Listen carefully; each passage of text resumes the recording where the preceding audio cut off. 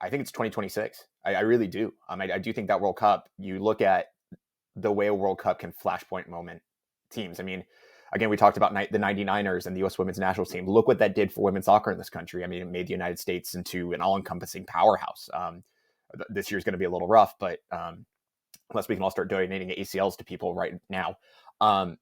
But I do think, if the United States gets to a semifinal, maybe gets to the final, I mean, I'm not going to predict a victory, but maybe if they win, they get this flashpoint moment, and then all of a sudden everyone's like, oh, because I think a lot of people of older sports, or like more legacy sports, if we will, they're like, oh, it's going to go away one of these days.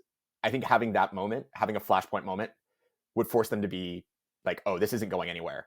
Maybe I should get in on this. And I think that would be kind of the one thing that is an unpredictable ingredient, but I think that could be a really big deal if they do well in 2026.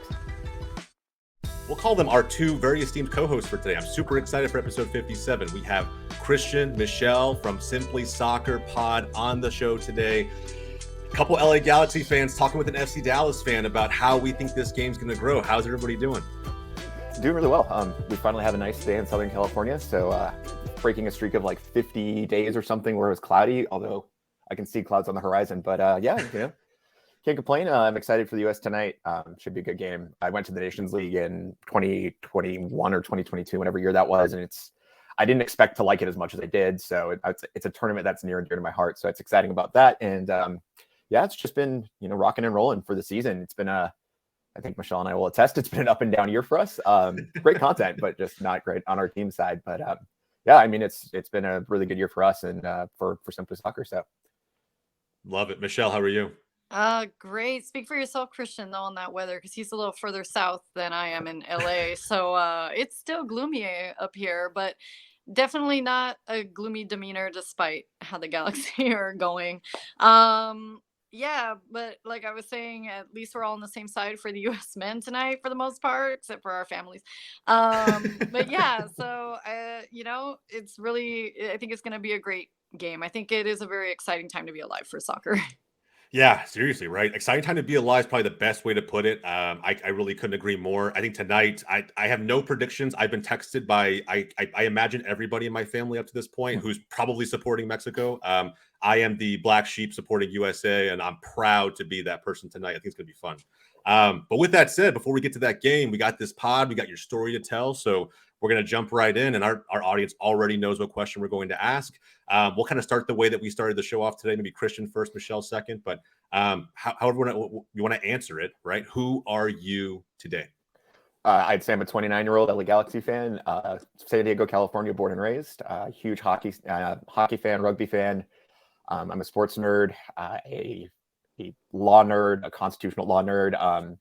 I jokingly call myself a nerd, and whenever I say that to my parents, they're like, because they're from that era where it was like, you weren't called a nerd, that was bad. And it's like, I actually love the term because it means that like I'm taking time to study and taking time to learn a topic. So I guess I'm a soccer stats nerd as well. Angel City Brigade member for 13 years now. An openly queer soccer content creator. So it's I guess that's the easiest way to sum me up. That's a great way to sum you up. I love it. Michelle. Yeah, hi everybody. So as you know, I'm the host of Simply Soccer, and that's who I am all day, every day. I'm an English teacher for middle school and a diehard LA Galaxy fan through and through till the day I die. I mean, I work with middle schoolers, like I said, and on a side of town that's LAFC fans. So I maintain obviously my professionalism. They are only 12 years older by myself all the time when they start the banter, but it's still fun. Like that's the thing, that's something that soccer connects us all, whoever your team is. And so it's a way to connect with my students and obviously with wonderful people. Yeah, I mean that's why we're all here today, right? I love that. I think that's it's why we started this channel here, in Box to Box and GOLZtv. We're massively passionate about growing the game, and I think the only way to really do that is stories, right? I think everybody knows you both from Simply Soccer Pod. If you started tuning into the pod this season, it's been a rough one for Galaxy fans, and we're not going to keep it all doom and gloom on the show today. I think it's been up and down. Probably, if you look at holistically the whole season, there's been some good moments. There's been a lot of interesting and maybe some bad moments, but Klein out, Chicharito getting hurt, everything in between. We'll talk about that. But I think before we get to any of the opinions around Galaxy or where America is with the beautiful game and how, fans seem to be adopting it in droves up to this point. Let's start with your respective journey. We always kind of start here box to box with the earliest days, how, some of the creators who come onto the show were brought into this game. And, I think for everyone who's been on the pod so far, we're 57 episodes in now. It's each one has had their own very, very different respective journeys, right? For some, it was family that brought them in. For others, they came into this game later in their lives, right? Maybe they were a sports fan at first and soccer just became sort of their adopted love. Either way, though, I think the audience is very curious. I know I am personally. So however we want to really kind of kick this off, let's keep it a conversation. But the earliest days, I don't know who wants to start, but is there a distinct memory that kind of kicked off your soccer fan journey? Michelle, I think you've got a really good one in terms of yours, because I think it ties into the content we make. So yeah, thanks, hun. Definitely, I actually got into soccer at 20 years old, and it was because I was brought to an LA Galaxy game. And I mean, at the time, I didn't even know what colors to wear to the stadium. I was just brought there, with close family at the time. And I walked into that stadium, and what was unbelievable for me was just the sound of the fans. I mean, the game hadn't even started, and you could just hear everybody's energy. And the only way I can describe it is I'm home. Like, I knew the instant that I was there at the stadium. And then, of course, for the Galaxy, I don't remember the exact score on the day, but I do remember that we didn't lose, because I remember saying, like, oh, am I kind of like a good luck charm? Like, Galaxy didn't lose, on my first game there. And I didn't, at the time really know, it was 2005. So, exactly where the Galaxy were at that time. It was the 4th of July. So, it was just a wonderful experience for me altogether. And then I was hooked from then on. I mean, then of course, when you got Landon Donovan on the team, when you got Kobe Jones on the team, you're sucked into US soccer at that point. So then I started following that. And then, luckily the next year was the 2006 World Cup. And so that's something else to follow. And I mean, yeah, I kind of felt like, I wish I would have joined in 2002, because it was really a great year for the Galaxy and the US men's team, but to just kind of go back and be able to look at that history, and then be able to say, like, whoa, it's almost 20 years now since I've become a Galaxy fan, and literally sticking in it through and through. Because as we know, since 2017, we could arguably say the club has really struggled, and we haven't won a cup since 2014. So, but I was there for the 2011 and the 2012 and 2014 cup wins. So, I am a spoiled soccer fan. I'm used to winning. And I will say this, you're also arguably, a fan of the biggest brand in MLS, right? I mean, when I've had the, fortunate opportunity to travel abroad, when you talk to fans anywhere around the globe outside of the US when it comes to MLS, and just even gauge what they might know, Galaxy is the first thing they almost think of, right? I would say the brand of LA Galaxy is almost bigger abroad than it is here in the States, with, the MLS, wave of what I think many of us call probably now sickos, right? Those of us who are, tuning into MLS week in and week out, trying to make this league and these games as big as they could possibly be. But the brand that sticks out for most fans who have heard of MLS is the Galaxy. And so, 20 plus years supporting a team. I'm kind of coming up on that, as with my own fandom as an FC Dallas fan, but hell of a story. I love that. What about you, Christian? My first soccer game I ever watched was the 2002 final between World Cup final between France and Brazil. That was the great Brazil side that was seeking revenge. What time was it for you at that? It must have been like middle of the night, right? Yeah, it was like 3 a.m. I'm like, I think it was like 10 or something. And of course, when your parent comes in to wake you up at that time of the day, it's you're not the happiest of campers. So I don't really remember watching it, because I think I probably fell asleep halfway through. But then I remember watching a little bit of the 2006 World Cup. I remember my dad, he's a big sports fan. He grew up playing Division I college football in the Ivy League. He loves basketball. He's played basketball his life. He's a very active guy, but he loves watching. He doesn't know anything about soccer, but he'll watch like big games because he just wants to be able to talk about it, with his golf buddies or something like that. So I remember we watched the 2006 final, the famous the headbutt game, and I remember everyone losing their minds, and my dad and I just being like, why? Like, okay, this dude headbutted a guy. Yeah, that's wrong. But then you realize, as you learn, it's like Zidane and and what that meant in the global context of all that. But I think the bug really struck me 2008 was when I got my first FIFA game. And I think that's really, I've been talking to a couple of people, and I think for a lot of people, it became their infection vector, where it was like, you would, because you could learn about everything and you were playing a video game. You just played video games at that age, you didn't. 100%.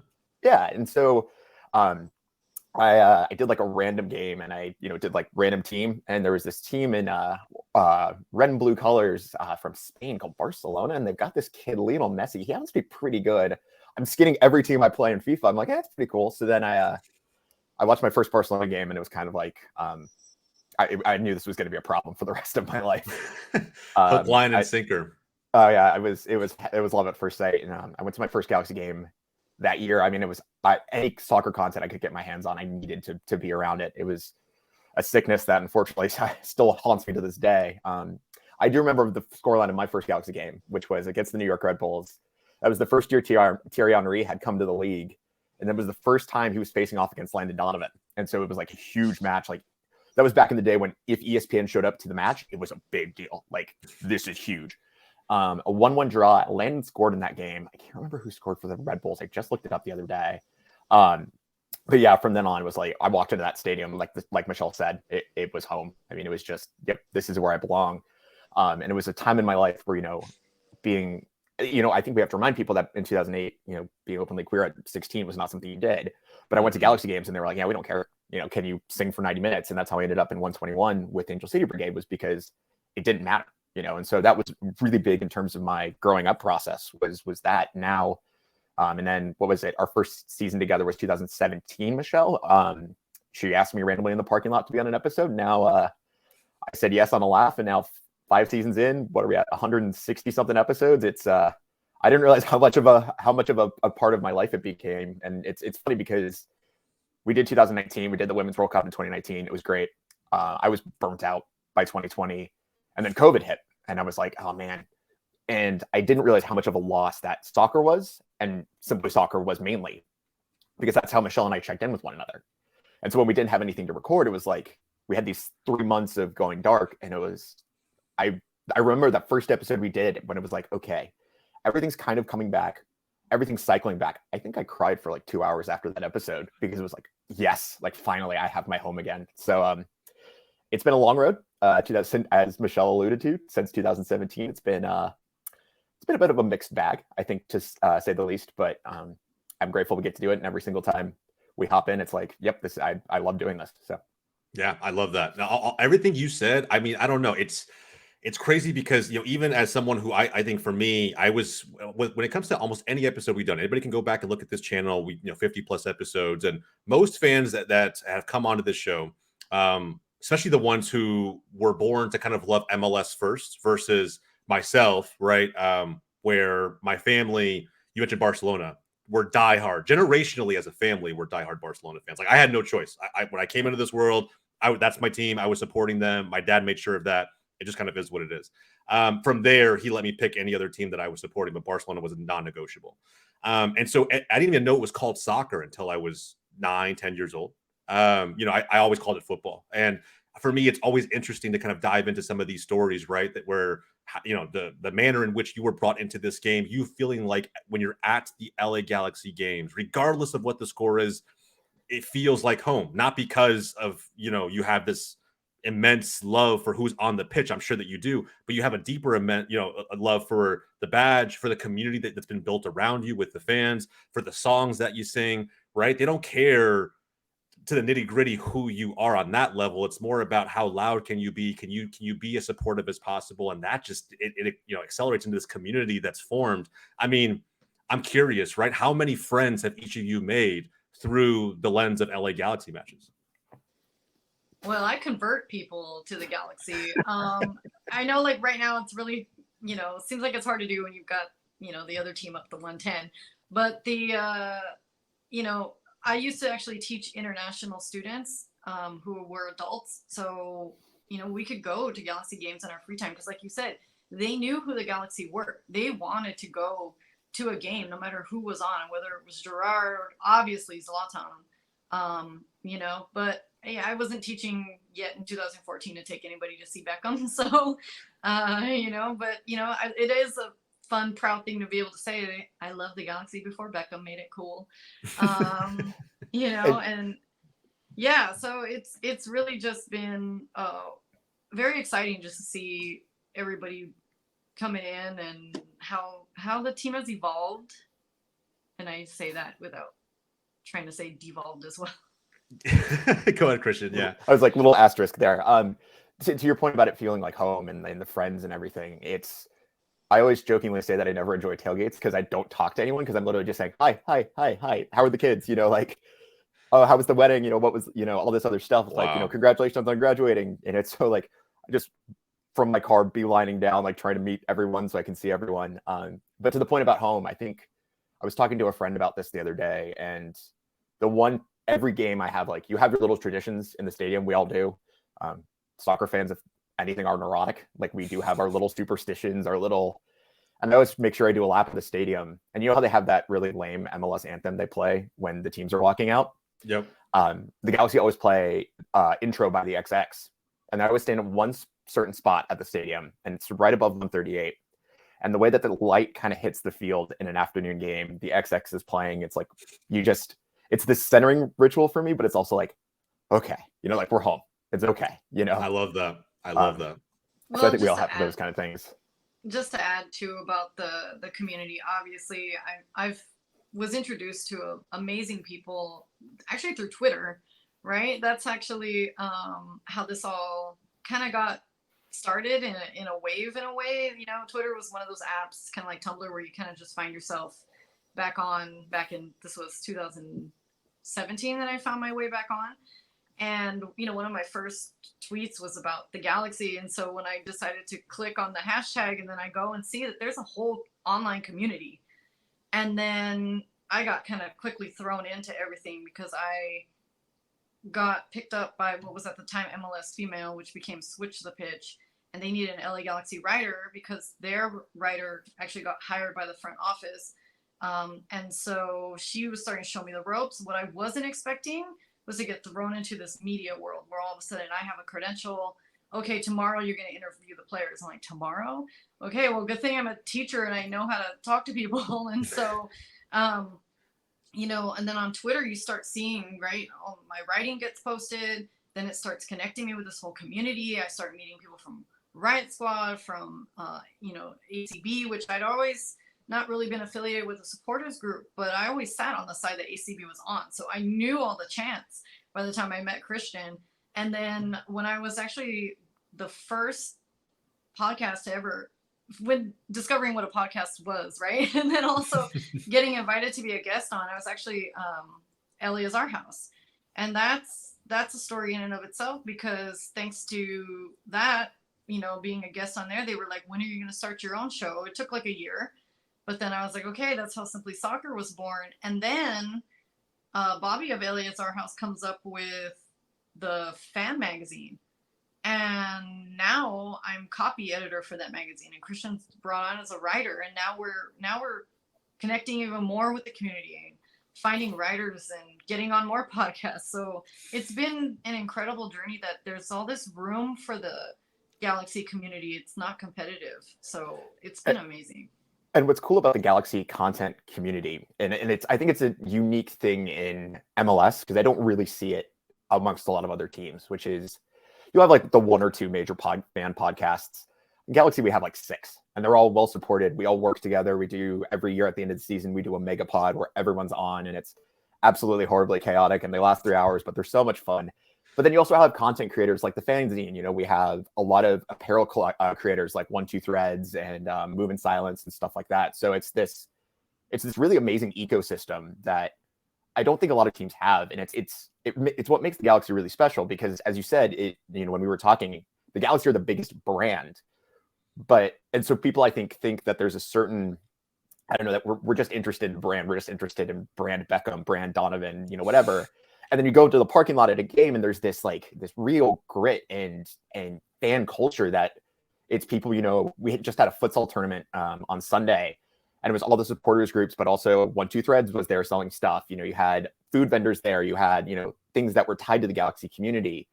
And what's cool about the Galaxy community and why I think it's a very special thing is it is really much each other helping each other. So like Michelle and I, we always make sure that, for our Christmas episode, we always, have a couple of guests on from, straight from the stands or Squadcast or, News Across the Galaxy. And they kind of want to include us in that too. So it's this really cool ecosystem of no one's trying to put each other down. Every now and then we butt heads. It's a family. That happens. But it's really, really special to have that. And I think that's been, I have to say, like, we've been kind of alluding to the issues around the team over the past 5 years. But really, I mean, 2018, 2019, and 2021 are some of my favorite seasons because we had to band together as a community, because otherwise it was just, oh God, this is miserable. Here we go again. Oh God, this is miserable. Here we go again. It was like the community in like this darkness became this really strong light, because it was like all we had was each other. We didn't have the team. I mean, 2017 was the worst season in Galaxy history. I mean, 2020 was COVID. But we did have this. We had this community. And I think that's been the really cool thing about this team. And I think it's something that we have that's very, very special that not a lot of other MLS teams have to match that. I would agree. I would agree wholeheartedly. And those character building seasons, right? That's what I call them. Those down seasons where, like, your conviction as a fan is truly tested. And I think, you mentioned, these other clubs, especially legacy clubs, right? Legacy clubs in MLS. There are so many of them that when you compare them to the expansion clubs that have entered over recent years, that they look like they're struggling, right? And I'm part of that fan base with FC Dallas, right? You compare us to guys like Austin FC. I'm part of another show called Texas Ring of Fire, where it's just all of the Texas MLS clubs, and it's more of a debate heavy show, more of a banter heavy show with us, a creator from each team really kind of going at it and representing their club. But we don't have, a lot. I do this show because there aren't a ton of other FC Dallas specific ones. You have Third Degree, you have a couple other ones, but many of those are editorially driven versus being, tried and true podcasts or other types of media outlets. I think it's growing. I think it's getting better, but you're right. I think what you have as a Galaxy fan right now, there's so much out there, whether it's, depending on the season, good or bad. It's encouraging. And I think there's a lot that other fan bases can kind of take from what you guys are building over there. But I'm really kind of curious too. I mean, just understanding where you've been as a Galaxy fan, as you've seen more Galaxy fans enter the fray. Is there, I mean, you guys have had some star-studded players come through that club. We've talked about some of them already, right? A little bit, the Beckham era, Slotton. You had LD, right? Who's considered by many to be the GOAT of the Galaxy, just in general. You had Robbie Keane. You've had so many just kind of random stars, right? A-listers that have come through and stamped their print on this club. And now you have guys like Ricky Bush, Barca guy. I know that when he was coming, I was just massively excited for him to be here. Chicharito now. Is there, I don't know, is there sort of a Galaxy GOAT maybe that either of you have when you think about your time supporting this club? Oh, that's easy. Robbie Keane. I mean, Robbie Keane, I've never seen a player that lethal, a player that just the minute the ball got to him in the box, you knew where it was going, and it was going in the back of the net. And I don't think people understand Robbie Keane was really the driver of that team. They would struggle when Keane wasn't in the side. Landon and Beckham would be there, but Keane wasn't there, and all of a sudden it started to come apart a little bit. An amazing guy, tremendous guy. I think in terms of like a fan favorite, like a player where maybe they're not the first name on the team sheet or the first name of recognition, but Galaxy fans really attached to them. I mean, for me, it's probably AJ De La Garza. He when he came to the Galaxy, he very much embraced this community. He was an anchor in that the back line of 2011, 2012. He did so much in the community. And he if you haven't heard the story, his firstborn had a heart defect, and so there was multiple surgeries, and unfortunately the child passed within like a week of being born. Oh wow. So yeah, he started a foundation, the Luca Knows Heart Foundation, and Galaxy fans every year donate a ton of money. He does like charity sales and stuff, and we usually try to make sure that we sell everything out. And I remember that first game back that he played, he took a week off, but he wanted to come back and play because he wanted to play in front of the fans, because he knew he had given up so much to us, and it was basically him asking a lot from him asking for our help after he helped us. And so it was like, I think that was probably maybe one of the most emotional nights I can remember. But it's like that kind of, we have, for every star player, we have an AJ De La Garza in that team as well that I think Galaxy fans really gravitate towards. I love that. Michelle, what about you? Yeah, when you think about, just to piggyback off the AJ De La Garza, I mean, he's still tried and true to the Galaxy, and I just remember that happening with Luka. We were all going through it with him. I mean, that was one of the first times I think the Galaxy community were really brought together. Yeah, and well, the player that I would say has been, always a staple there from 2005 till he moved on was Landon Donovan for me. I mean, just being a big US fan, I mean, it's undeniable, right? And when his record started getting broken by Wondolowski and stuff, I'm like, no, like, It felt wrong. It felt wrong. Yeah, I had this loyalty to Landon, I was kind of mad at Bruce Arena for a while, but yeah, so that's my GOAT. To this day. I mean, I had even said, I mean, it was 2010. Was it 2010? Yeah, World Cup, and Landon scored that winning goal against Algeria. I was like ready to name my firstborn kid after him. I don't have a kid yet. I love that. I remember that goal vividly too. I remember I was in Chicago when that goal happened, visiting some family, and I freaked out. I remember just being. I was watching on the smallest TV in the world. I was visiting a buddy of mine in college. He was a little bit older than me. He was in college. I was in high school at the time, and he had this tiny little TV in his dorm room, and we were both watching, and just jumped up and ran out into the hallway. It was amazing. I remember thinking that.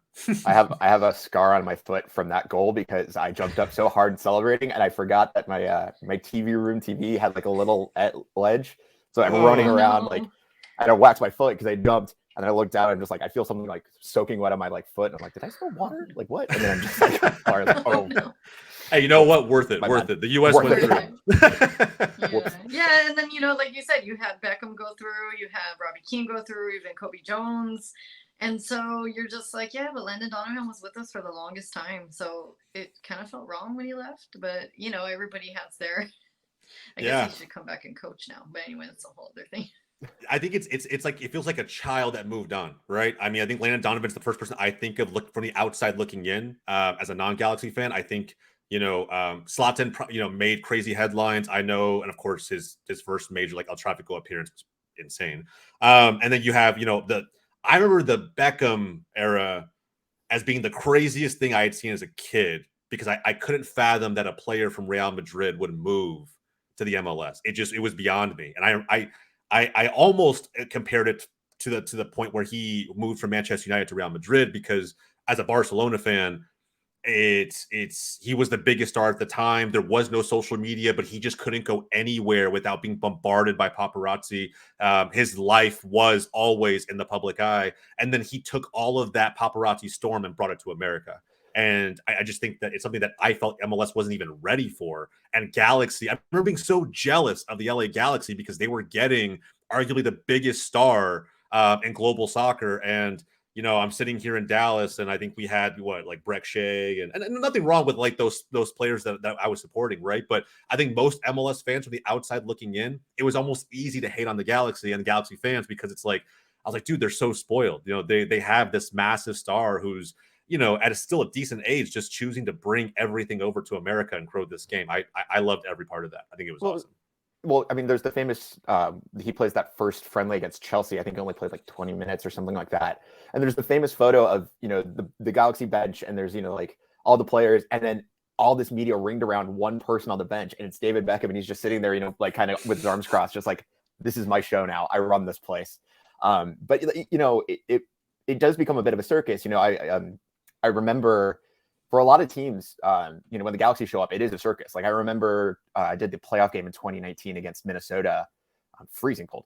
And I just remember the fans like watching. It was like the weirdest thing. It was like they're watching us walk in, like, and they're kind of like in awe. It's like, I'm just a dude that pays taxes like you do. Like, I don't know, but it does carry that certain cachet. And obviously now as the league has grown, and it's really fascinating because there is a group of fans that, we're finally seeing because if we talk about flashpoints in U.S. soccer between men's and women's, in the men's game, it's got to be 94, 2002, 2010.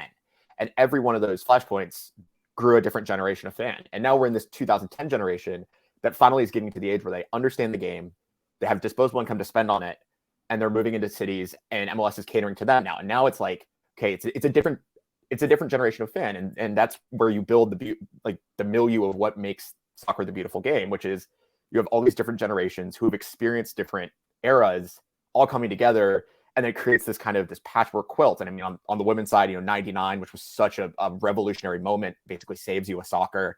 2007 against Brazil, which it's interesting. 2011 against Brazil, because we talk about the 2010 goal as being the goal that kind of saves U.S. men's soccer.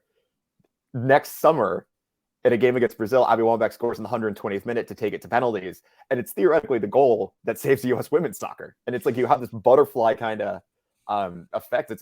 Sometimes I hate cliches and I hate saying fate is a thing, but sometimes poetry in sport is a real thing, and it kind of was this really poetic moment. I think it's fascinating to see the rise of the younger clubs, like you said. You were alluding to Austin earlier. I have friends who just got into soccer last year because of Charlotte. I went to college out there. I was actually at their first home game, and they would text me every day, being like, what's allocation money? What's and I was like, I don't know. I've been doing this thing for how long? What is how does this rule work? What about this player? How come we can't sign this player? What is I don't know, DPs and everything else. Like yeah. And so what we have is this really cool, especially those clubs like Austin, Charlotte, Minnesota to an extent, but they had a bit of a soccer history already. We have this really cool audience that wants to learn, that wants to be a part of it, that doesn't care about European soccer. They may get up in the pub and watch, like Arsenal once a week, but they want what they watched on TV, because I think we all grew up in a period where the amount of access we have to Premier League games is ridiculous. I mean, yes. I remember you had to get you got one game. It was usually Manchester United beating up on Fulham or something. And if you were lucky, that was your one game. And you and I know you had to get GOLZtv if you wanted to watch Barcelona. Good old Phil Shea and Ray Hudson. But nowadays, you have so much access, and they watch Arsenal or they watch Chelsea or whoever have you. We have Leicester fans now. It's crazy. And they're like, well, I can only watch that on TV. Now I want to be a part of it. I want to be at the very building block of that. And it's cool that a lot of these clubs, rather than shutting them out, they've basically said, look, we want you to be a part of that. And for older clubs, for legacy clubs, it's a sense of, this is how business has always been done. We don't change the formula.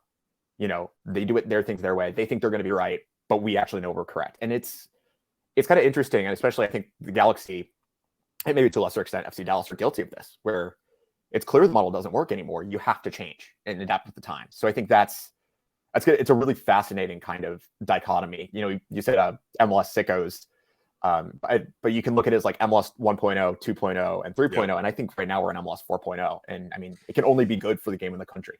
Yeah, I mean, I think you're 100% right. It's a perfect segue too, right, into expansion of this league and everything that's happening right now. The fan base, I feel like, is growing day by day. I see it noticeably, and on social media, at the matches themselves.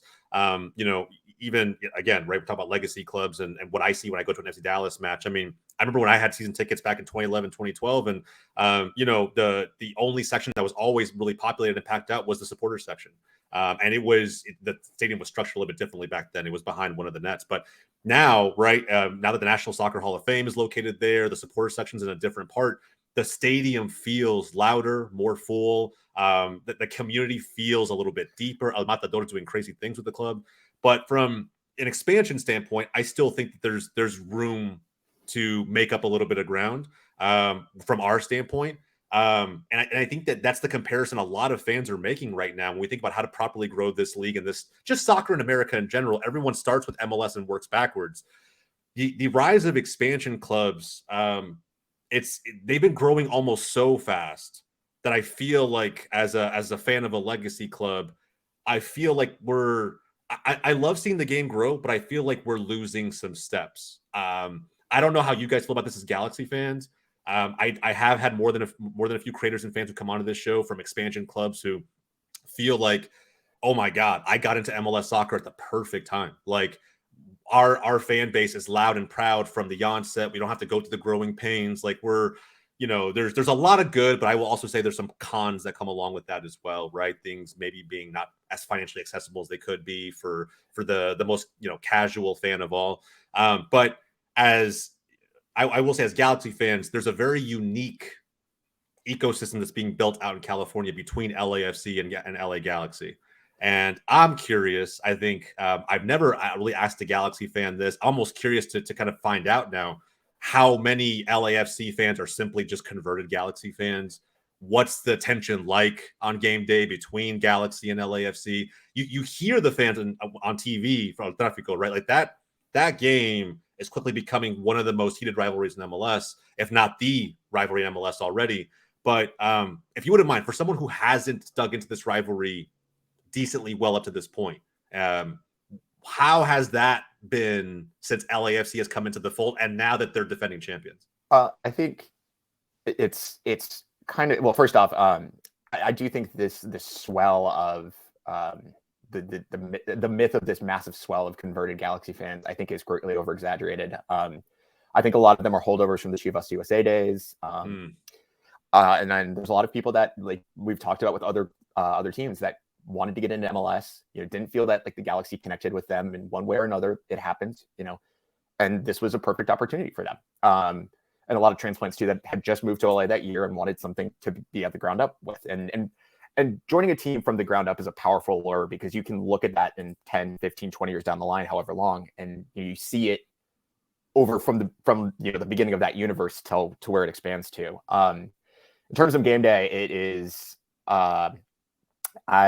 it's the one game that I regret. I dread, because it's so tense. It's it's the one game where I feel like I've ran a marathon at the end of the day. It's nonstop 90 plus, and the back and forth between the away fans and the home fans and both stadiums. It always is it's an incredible experience for the neutral. If you are a fan of either club, it's a sprint day. It's a very long day, but it's truly, the rivalry I didn't expect it to become what it's become. It's lost a little bit of heat with the Galaxy being a little bit in a down year, but I mean, those early Trafficos, we had an episode title in one of our old episodes called Breakneck Traffico, which I think was the playoff game, or the first playoff game. Oh yeah, I remember. Which was like 5-3 or something like that. And so it has become probably MLS's marquee rivalry. I don't think I'm out of bounds in saying that. And it's incredible. I mean, truly, and both teams really get up for it, and you can tell that even at warm-ups, both teams do not like each other. They do not send Christmas cards to each other at the end of the year. I can tell you that. But I was there for the Zlatan goal. That boy did love scoring. That boy did love scoring against LAFC. I can tell you that. The first one from the very get-go, that man stamped his mark on that rivalry, on that game. It for me, it set the precedent, because I didn't know what to expect. Right, for me, it was Chivas USA 2.0. I was like, okay, cool. It's hopefully become something. I don't know what it means to live in LA and balance these two clubs. To me, it felt like Lakers Clippers. I didn't really know what to expect. Right, it was just like, okay, cool. Let's see how this all goes. And I think Zlatan's presence made that rivalry kind of what it is today. I mean, Michelle, is there like a memory you have of when LAFC first came to town, and just experiencing it from a Galaxy fan's perspective? Yeah, there were people with LAFC stickers before they ever saw the team play, and it kind of annoys me when they're like, "We've been fans for soccer for 6 years," and it's like, okay, but soccer's been around in the U.S. long before that, and we'll see how long the LAFC fans stick around for. Like, I've always maintained as an LA native that LA fans are fair weather fans for the most part. Lakers, Clippers, Kings, you name it, right? The Dodgers, of course, have been in our blood longer than any other team in this city. And so when this rivalry came about, yeah, I agree. Zlatan, brought it in. So we'll see, the legacy of it. I mean, look, I care about the growth of soccer in this country, as you're saying, as we've been talking about. As far as like the academies go, the Galaxy had always been the lead, but if I've got a student who wants to go try out for LAFC, I'm not going to stop them from trying to develop themselves and the game. Obviously right now, in case anybody doesn't know, LAFC is also in a slump. I do agree that both teams step up no matter how they're doing for El Tráficos, but I do hope that this is the Galaxy's time to go ahead and set in for that 4th of July match that's coming up ahead. That said, as far as the fandom goes too, yeah, on game day, early El Tráficos, that Zlatan game is stamped in all of our hearts and minds and ears because it was so loud on the day. But then moving forward into it, yeah, when the Galaxy first lost in that playoff match, and then when they first lost, during that COVID Cup, and then they lose, at home. Yeah, it's definitely a pride thing. I think that there's something to that rivalry, whether you want to admit it as a Galaxy fan or not. You're wanting to put it to that team, across the way. And so, with that said, I'm an Angel City fan as well for, the women's team. Because again, LA, that's the only team I've got. And, a lot of people will argue and say that it's misogynistic to, tie your men's team to your women's team. But LA Galaxy shut down their girls' academy. And so when you see LAFC and LA Galaxy fans, we got plenty of people from LA Galaxy that I see standing in that section rooting for Angel City FC, that, that's the way that we're all trying to support not just the growth of soccer in this country, but particularly women's soccer. We could spend a whole other episode talking about how U.S. women and NWSL have been growing and developing, and all the trials and tribulations that have come along with that as well. And so to see this, this growth, and to enjoy this rivalry. Everybody goes ahead and says like, well, this is really, a cash grab, especially when they're going to be playing at the Rose Bowl. And then in a way it feels like, well, the Rose Bowl is originally the Galaxy's home. So the Galaxy definitely have so much to prove, so much to defend constantly. When in their own right, LAFC was a very good team, at the beginning of this season, and last season they won the cup. Like, that is undeniable stuff. You got to give credit where credit is due. You can hate on them and whatever, they can hate on us, but it's been fascinating. But I think it's really put LA back on the map for soccer, hasn't it? It really has. That's undeniable. I think that with LAFC, their quick ascension into MLS royalty, right, winning an MLS Cup and doing so in the fashion that they did, making it to a CONCACAF Champions League final. And granted, I do think that they weren't just a step off of Leon. It was a pretty massive step. Leon was clearly the better team.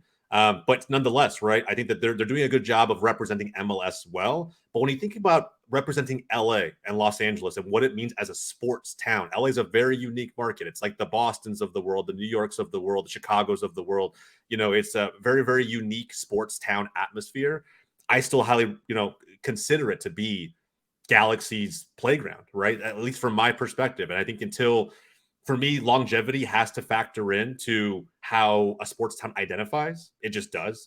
You ask any true sports fan who supports not just soccer, but multiple sports, longevity is part of that equation, right? And so the occasional one-off great or the occasional one-off bad season may be, it may factor into people's minds when they have these debates. But I do also feel that Los Angeles, there's just so much to be said about the imprint that Galaxy has left, regardless of what the seasons have felt like in recent times. So, look, at the end of the day, you guys, man, I'm not going to say I'm a, Galaxy fan. I'm not, but I do see, I love hearing the passion. I love hearing the stories. I think it's amazing to hear what you guys are bringing out to your pod every week, but just to fans in general who are finding and discovering this game for the first time. We'll be good enough with you being a Simply Soccer fan. We won't ask any more out of you. But if you want a women's team to support, may I suggest the San Diego Wave? I knew he was going to throw that in there. Got to plug it. But in terms of, as you should.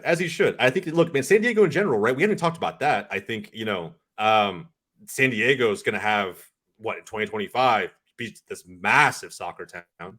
From a USL perspective, from an MLS perspective, from an NWSL perspective, there's so much. And then even then, right, if we're talking about broader North America, the ability to just hop right back down over the border, watch TJ play.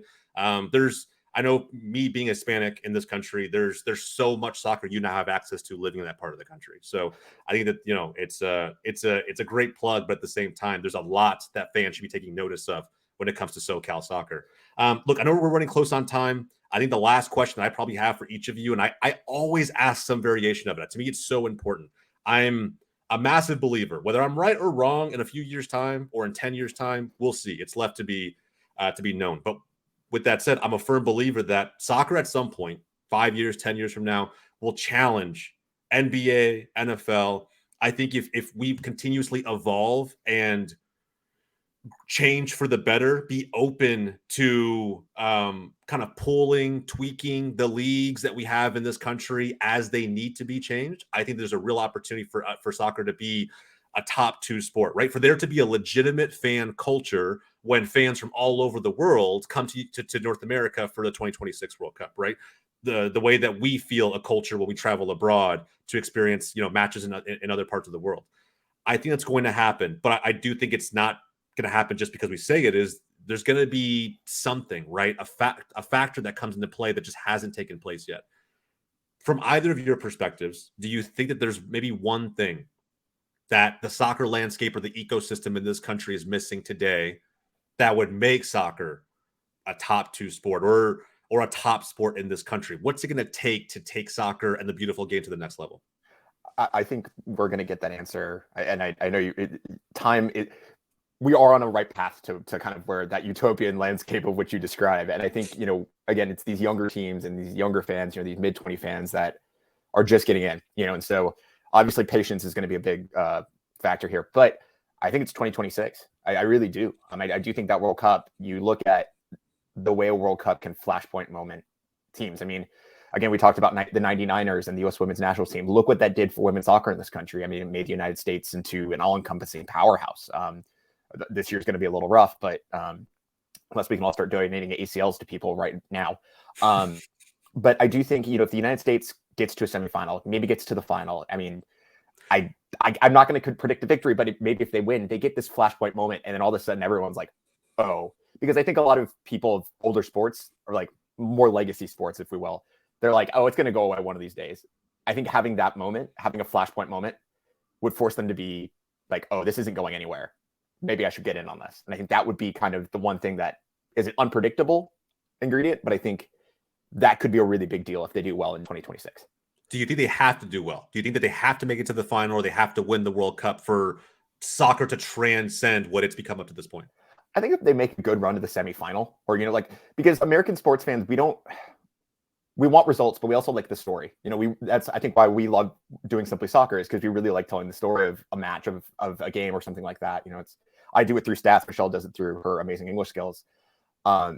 But I think, yeah, you know, but if they, you know, have like this heartening run to, you know, 2026, they have like a cute story about someone's puppy getting leukemia and we're doing it for the puppy and whatever, I don't know. Then maybe they get that energy that they've been, that could really push this to the next level. But I do think we're on a very good path there, you know, so I don't think there needs to be much tweaking. I love that. What about you, Michelle? I think Messi's a great start, but to be honest, I think it's whoever they sign next. Because I think, you know, like as Christian is saying, yeah, definitely I agree that, you know, the further the men go, great, but the women have already won 4 World Cups. And we got to stop in this country the hate. I mean, I feel like soccer is seen as an immigrant sport. It's seen as a women's sport. And we need to start seeing this as this transcendence of all of that. And hopefully Messi is the start of that.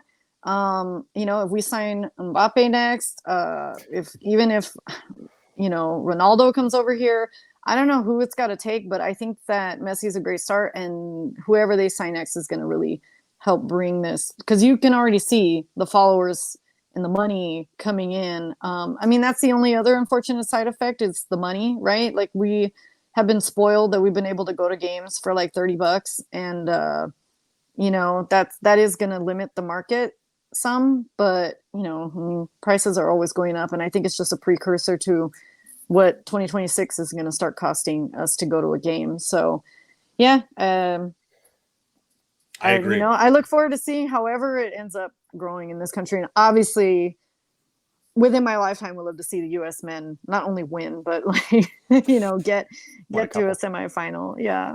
Yeah, I think it'd be amazing. I think from the women's standpoint too, I think you made a great point there. I've always kind of had this belief that on the women's side, and that maybe it's probably just U.S. specific. I don't think it's true to global, because global, the women's game is growing too, and it has some growing pains there as well. But from a U.S. perspective alone, I almost want fans of the women's national team to stop treating that team like a club.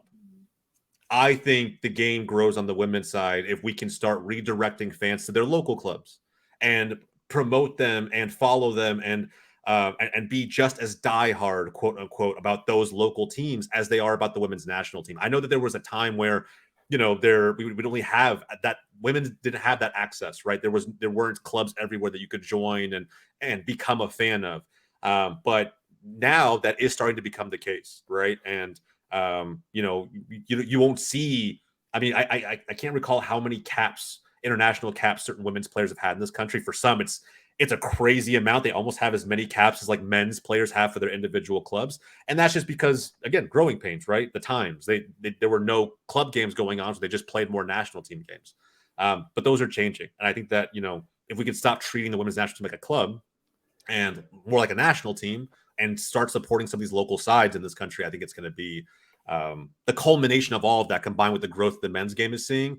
It's going to be beautiful to watch. But I think we'll see. I think at the end of the day, we all kind of agree here that time is the one thing that we need more than anything else to really kind of grow the game to its potential. So awesome, guys. This was a fantastic episode. I'm sure we could be here chatting for like hours on end. I know I could. I love talking about this. I think your story as Simply Soccer Pod collectively is awesome. I think, guys, if anybody who made it to the end of this episode is a Galaxy fan, or if you're discovering soccer for the first time and want to hear stories from one of the most storied fan bases of all time, I think Simply Soccer Pod is a great place to start. So we'll definitely link everything Simply Soccer Pod channels-wise down below in the description notes. Go check that out. And again, Michelle, Christian, thank you both so much for joining today. Can't thank you enough. I think hopefully we can get you back on at some point down the road when, you know, better days for the Galaxy, right? They're not going through some of the pains and struggles they are now. But with that said, we're only halfway point to the 2023 season, right? There's still plenty of matches to come. LAFC is kind of struggling a little bit right now, so maybe that's a little bit of some upward trajectory for you guys. But either way, before we wrap up, any final shout-outs you guys want to give? Shout out to everyone who listens to us week in, week out, and who deals with me talking about expected goals over assists and stats like that. We're really grateful. We have a really cool community, and we'd love to have you be a part of it. And yeah, so yeah, come by, give us a go, a spin. And we talk about everything: NWSL, MLS, U.S. Women's National Team. We're going to be doing a ton of stuff around the Women's World Cup. Michelle's going to get really annoyed at me that I'm texting her every day, being like, "So are we putting out an episode today?" And yeah, just come by and pull up a chair and join us with your favorite beverage and listen to Galaxy Your. Yeah, thank you again to all the fans, all the listeners, all the people who share us word of mouth. I mean, I've met so many fans that have said, well, I'm not on social media, but I was able to find you and talk about you, or a friend told me about you. So thank you to those fans. And shout out to Jamie Bacon, who is our third co-host, who, you know, comes on when she can. You know, we're all adults here, so we're trying to schedule in with each other, but she's always welcome on. And so is any of our other counterparts, including Ellie is our house. Hi, Bobby, David, and Lewis. Love it, guys. Well, look, again, can't thank you guys enough for coming on the show today. I think the story was awesome. I think there's going to be plenty more to come. So again, guys, if you haven't heard of Simply Soccer Pod, go tune in today. I believe you guys can find them on all streaming platforms, right? Podcast platforms. Yeah, so they're available everywhere. Go check them out. And for myself here at Box to Box, my name's Jose. That's Michelle. That's Christian. We'll see you guys next time.